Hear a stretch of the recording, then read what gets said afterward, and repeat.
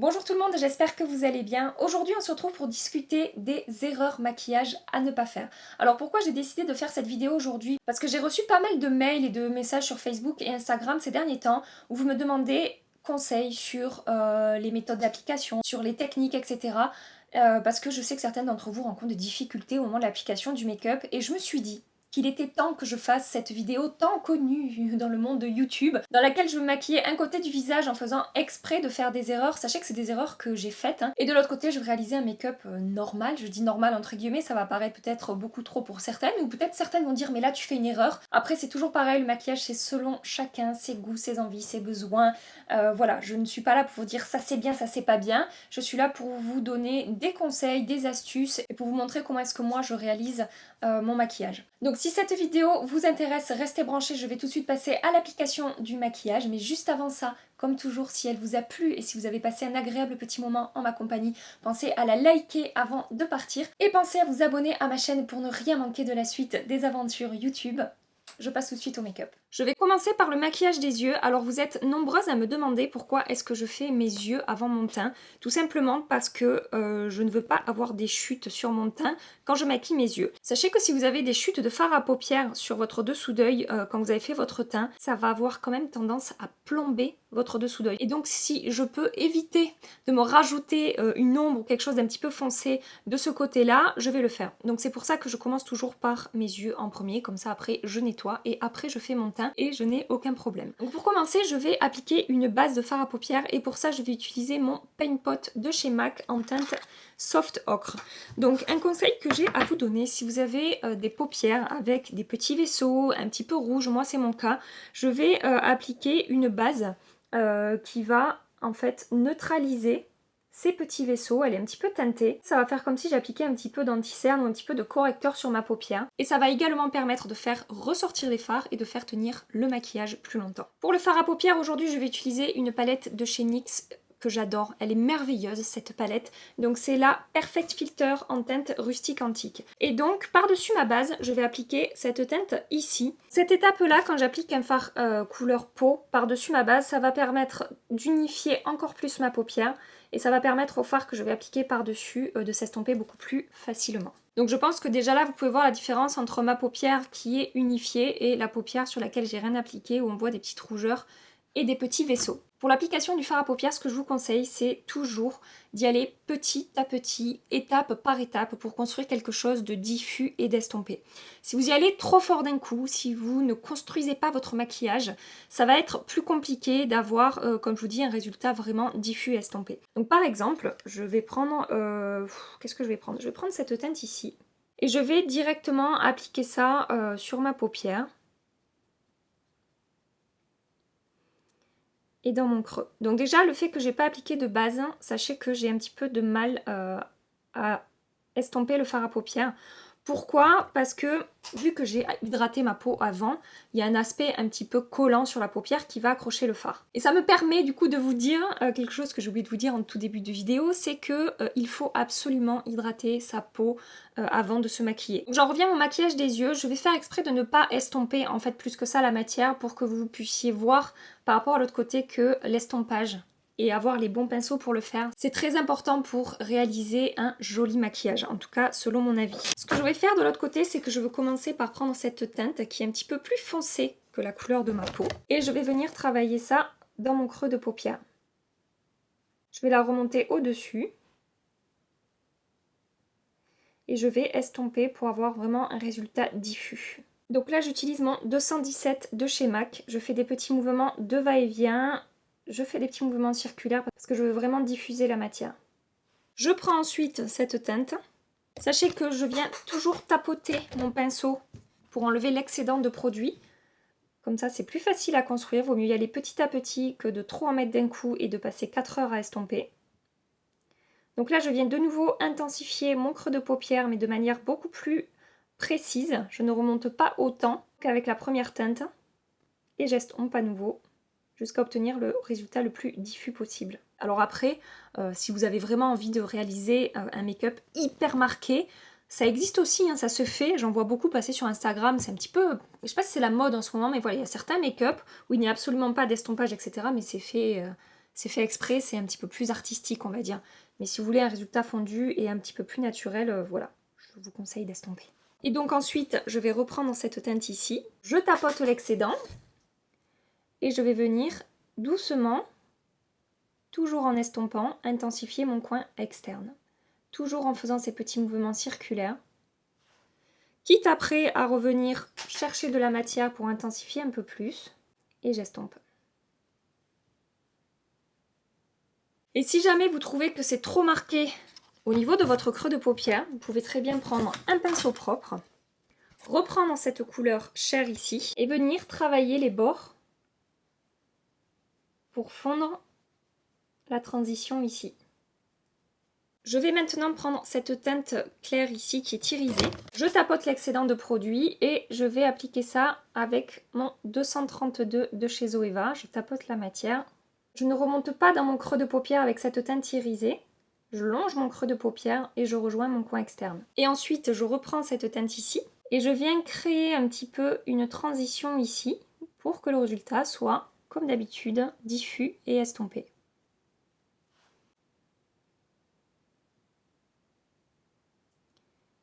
Donc évidemment, je fais exprès de dépasser dans mon creux de paupière, d'appliquer trop de produit. Et je vais faire exprès de ne pas fondre les matières ensemble pour que vous puissiez voir une fois de plus, là quand on a estompé, et là quand on n'a pas estompé. Voilà. Je vais maintenant passer au trait de liner. Alors moi personnellement, ce que je fais, mais ça c'est vraiment moi personnellement, c'est que j'utilise un fard noir en fait pour faire mon trait de liner. Je n'utilise pas trop de liner liquide ou gel. Mais ça c'est vraiment selon mes goûts, c'est pas forcément un conseil que je vous donne. Je vous donne ce conseil si vous voulez pas un résultat trop marqué, trop intense. Voilà, ça permet vraiment d'avoir quelque chose de plus léger. Et donc j'ai humidifié mon pinceau quand même pour que vous puissiez mieux voir ce que ça donne. Je vais faire exprès de faire un gros trait épais, même au coin interne.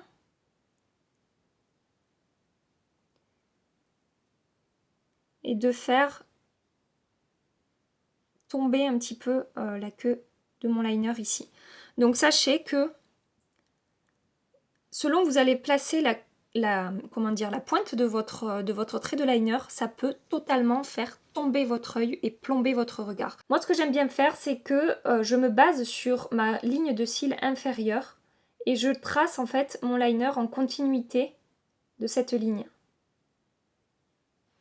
Et ça remonte en fait ici l'œil et ça permet d'agrandir un petit peu plus l'œil plutôt que de le plomber. Ensuite, moi je pars de ce coin-là et je vais construire mon trait de liner petit à petit.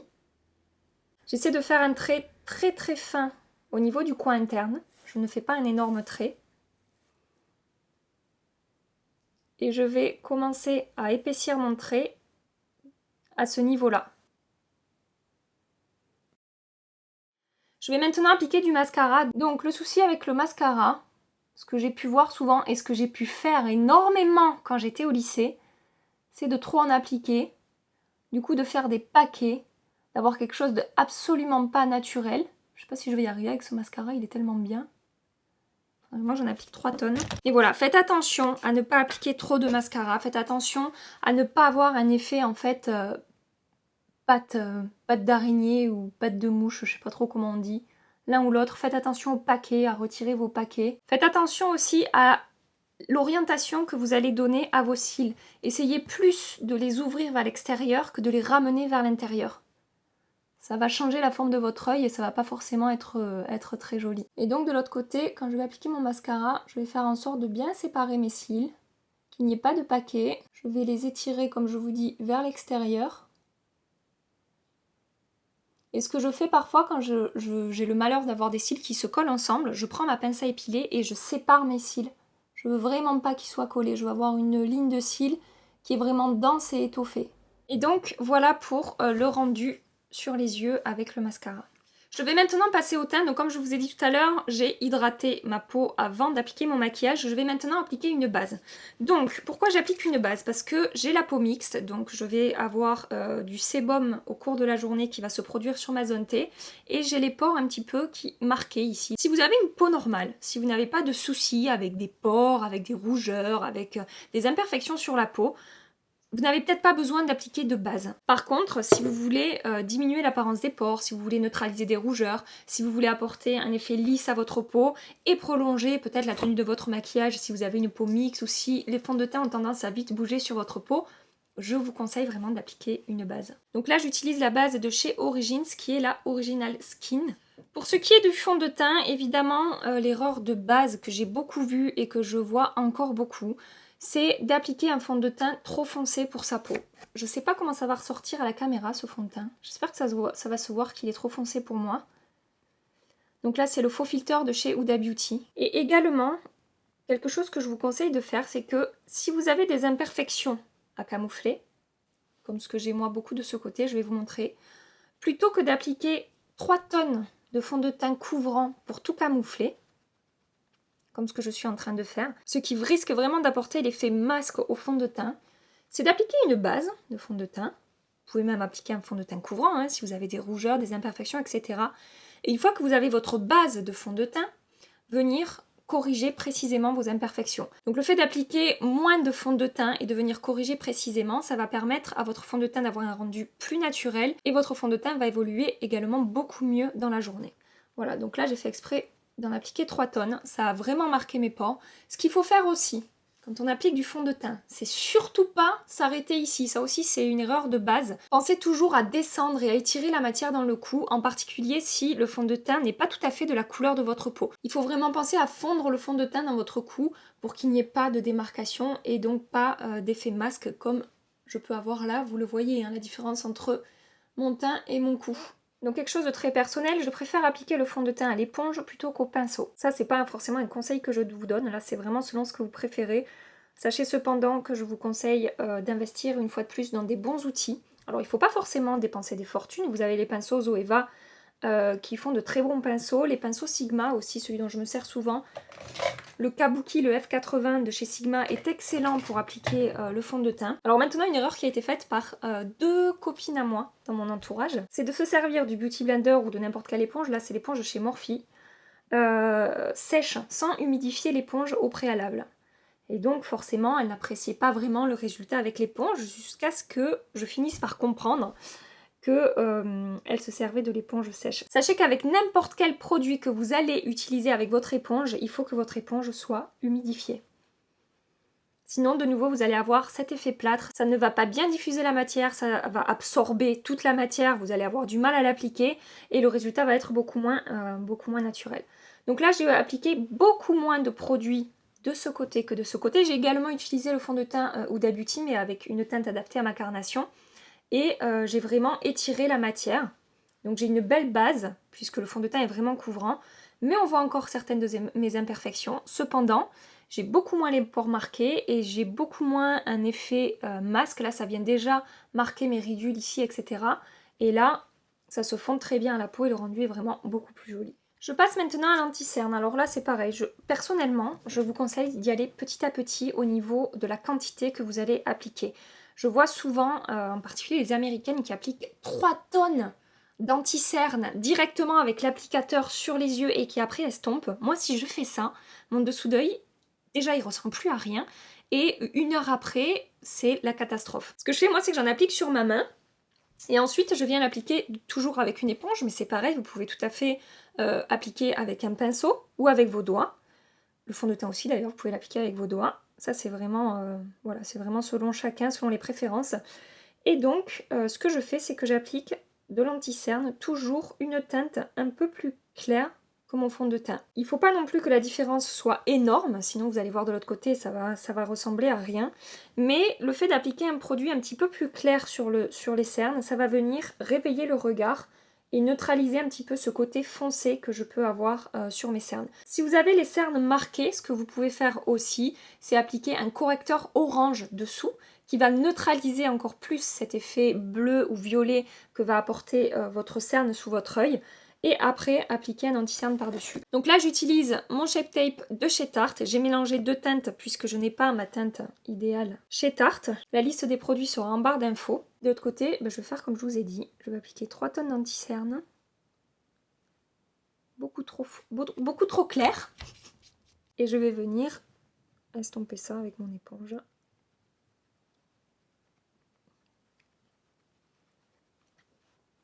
Ça fait 10 minutes que j'estompe les gars. Je vais maintenant poudrer mon anti-cerne. Donc si vous me suivez depuis un petit moment, vous savez que j'aime appliquer des poudres un petit peu lumineuses sous mon œil parce que avec toujours ce problème de cerne que j'ai, si j'applique quelque chose de trop matifiant, ça va avoir vraiment tendance à plomber mon dessous d'œil. Donc ce que je fais en ce moment, je mélange ma poudre Huda Beauty qui est la Easy Bake Loose Powder avec, comme toujours, ma poudre Hourglass qui est la Ambient Lighting Powder. Donc ce que je fais, c'est que je prélève un tout petit peu de poudre de chez Huda Beauty. Je tapote mon pinceau. Je viens ensuite prélever un tout petit peu, juste je pose mon pinceau, de poudre de chez Hourglass. Je tapote mon pinceau et je viens faire rouler ça sous mon œil. Et donc, le fait d'apporter un petit peu de lumière, comme ça, comme je vous dis, je vais garder cet effet un petit peu regard plus réveillé que m'a apporté l'anti-cerne. Et donc, de l'autre côté, ce que je vais faire, c'est que je vais appliquer une poudre un petit peu plombante. Mais bon, vu la dose d'anti-cerne que j'ai appliquée par-dessous, je sais pas si ça va se voir. Je balaye l'excédent. Regardez comme mon œil, en fait, malgré tout l'anti-cerne clair, trop clair que j'ai appliqué en dessous, regardez comme ça a apporté un côté beaucoup plus foncé en dessous de mon œil. Et je voulais également du coup vous parler de la méthode du baking en dessous des yeux. C'est vraiment efficace pour vraiment fixer et lisser le dessous d'œil. Maintenant, si vous avez beaucoup de cernes, ça risque de plomber un petit peu de nouveau votre dessous d'œil. Et ça risque aussi, si vous avez le contour des yeux déshydraté, de marquer encore plus vos petites ridules, de marquer vos zones de sécheresse. Et le résultat ne sera pas joli du tout. Donc faites attention à ces méthodes-là, de les pratiquer que si c'est adapté à votre type de peau et aux défauts que vous souhaitez corriger sous votre œil. Avant de poudrer le reste de mon teint, je vais venir faire un petit peu de correction sur mes boutons. Pour la correction sur les boutons, c'est bien d'utiliser un anti-cerne parce que c'est plus couvrant que du fond de teint. Cependant, faites vraiment attention. Là, pour le coup, à ne pas utiliser un produit qui va être plus clair que votre peau. Il faut absolument que le correcteur que vous allez utiliser soit de la même couleur que votre teint. Sinon, au lieu de camoufler vos imperfections et vos boutons, vous allez mettre la lumière dessus. Et vous allez obtenir l'effet inverse en fait. Je me sers de mon Shape Tape. Hein. Je dépose le produit sur le bouton et je viens tapoter. Je ne viens pas étirer ou étaler la matière, je viens juste tapoter. Donc là j'ai un bouton, je vais le corriger avec mon anti-cerne qui est trop clair.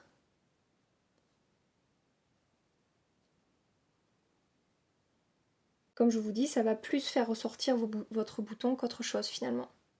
Alors pour poudrer mon teint, moi c'est un petit peu particulier, j'utilise différentes poudres, vous n'êtes pas obligé de faire ça. Ça c'est moi qui fais ça.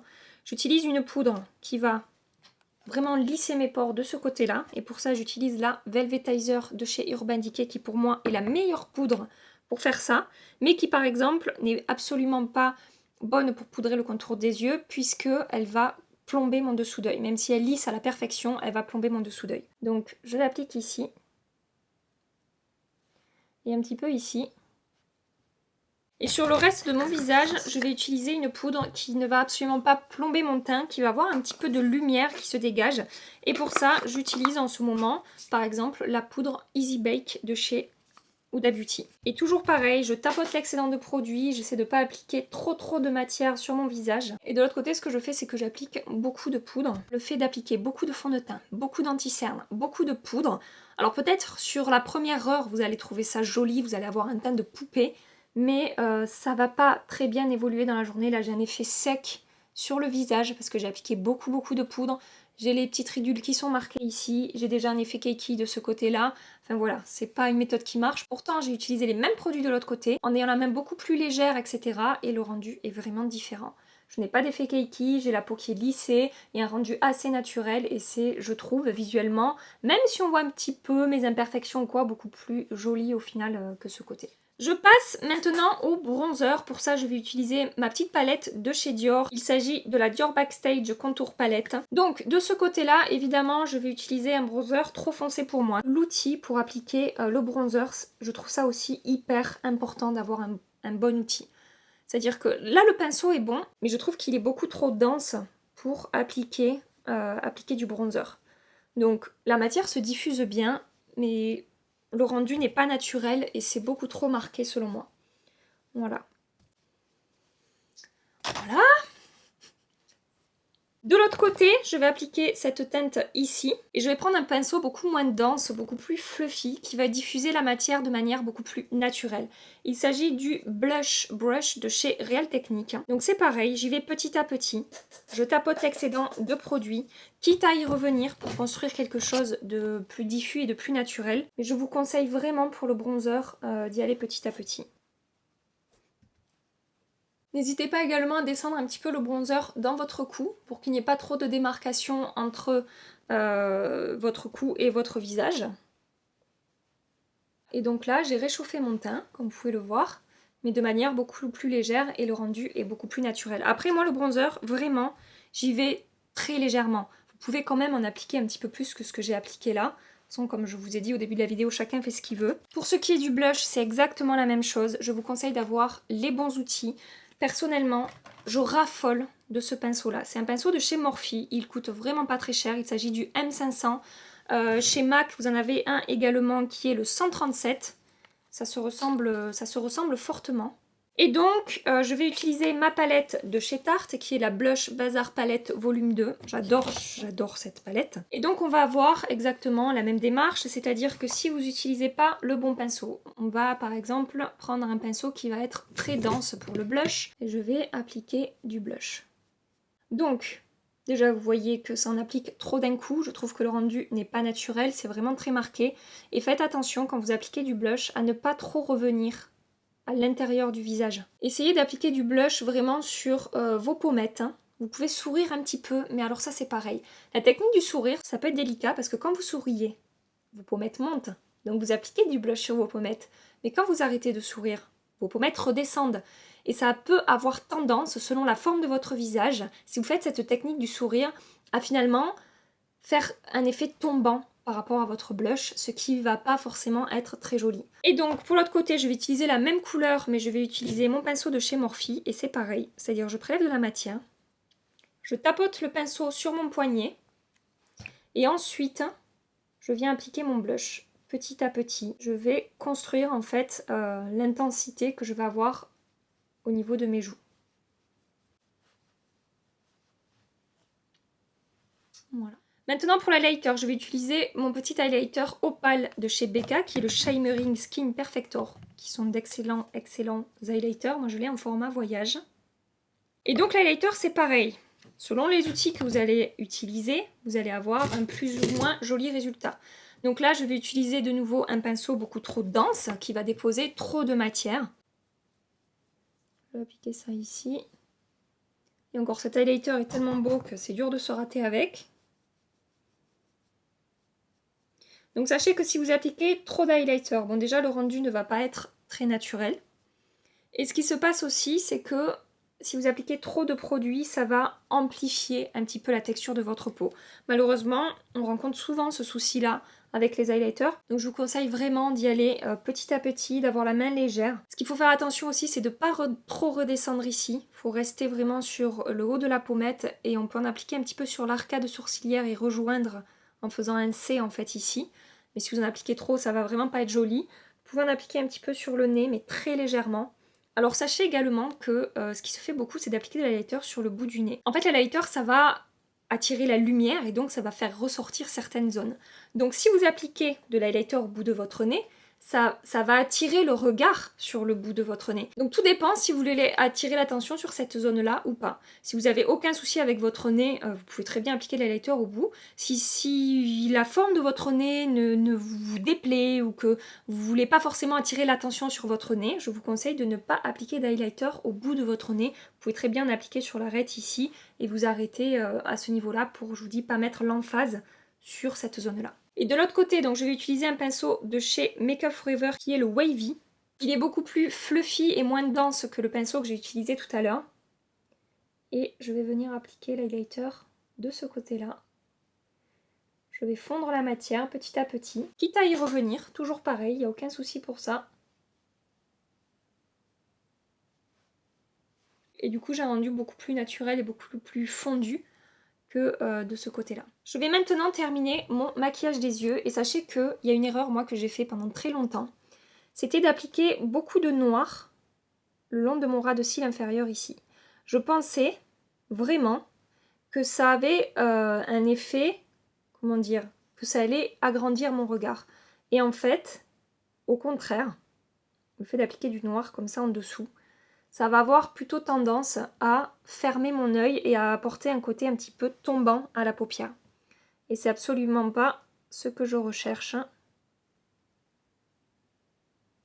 Ce que je vais faire de l'autre côté, c'est que je vais prendre cette teinte ici et avec un tout petit pinceau estompeur, je vais venir appliquer ça sous mon œil.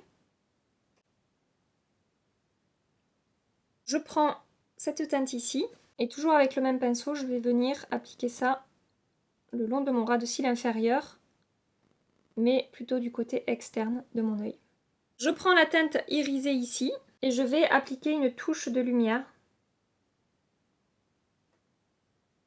dans mon coin interne. Je vais faire pareil de l'autre côté, mais je vais en appliquer beaucoup trop, sans estomper évidemment, comme ça. Ça va faire moche.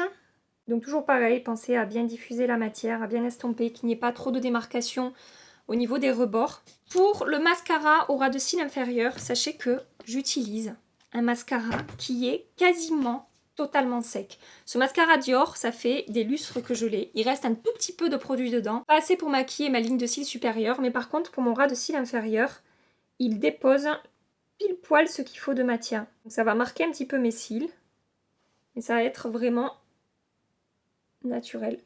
Et donc de l'autre côté, je vais appliquer beaucoup trop de mascara et ça va pas être joli du tout. Voilà. Et enfin pour ce qui est du maquillage des lèvres, j'ai pas énormément de conseils à vous donner. Moi ce que je fais de toute façon, c'est que j'applique un crayon de la même teinte ou à peu près de la même teinte que le rouge à lèvres que je vais appliquer par dessus. Et personnellement je ne dépasse pas en fait de mes lèvres pour apporter un effet lèvres plus bombé. Je suis pas fan du rendu que ça a sur moi. Après vous pouvez toujours le faire un petit peu, tricher un petit peu. Mais si vous exagérez trop, le rendu sera vraiment pas naturel. Voilà. Et donc par-dessus, je vais utiliser un produit de chez Dior.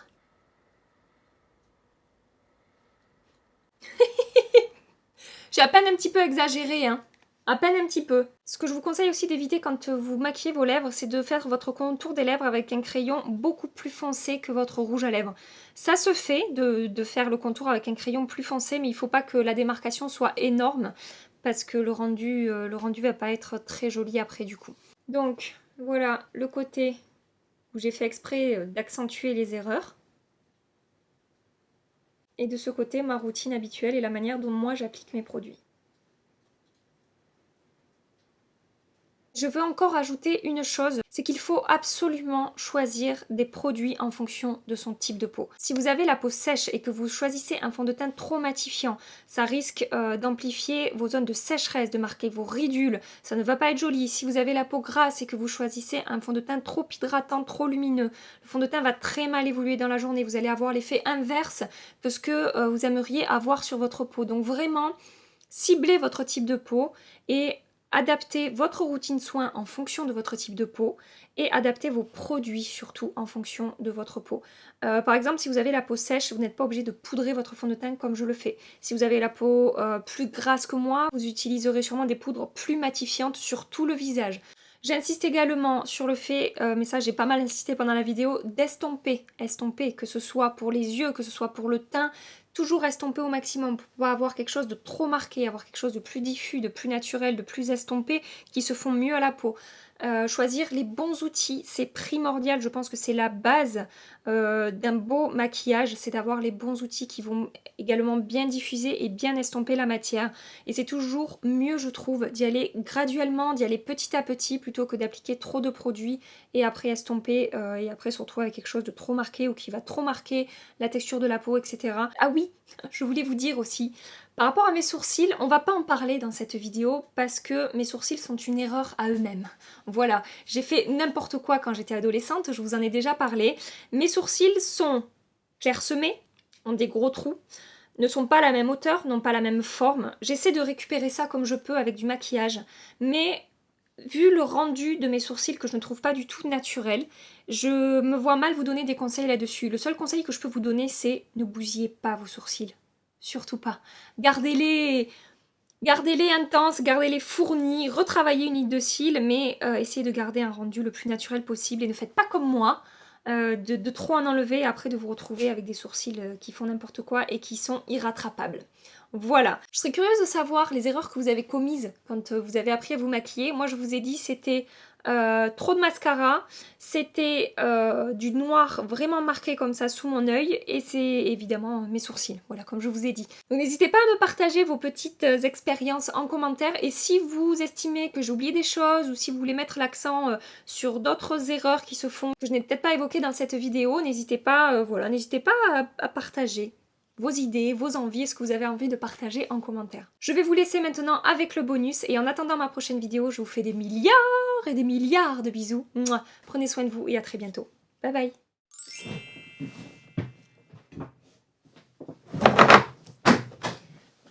Je fais que des conneries. Pour le maquillage des yeux, pour le maquillage des yeux, c'est des... Donc...